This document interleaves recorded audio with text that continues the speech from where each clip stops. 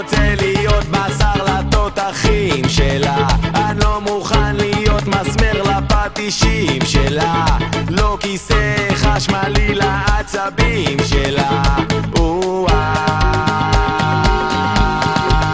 אני לא מוכן להיות אקססורי לאוסף שלה, לא מוכן יותר לטבוע בגלים שלה האדישים שלה.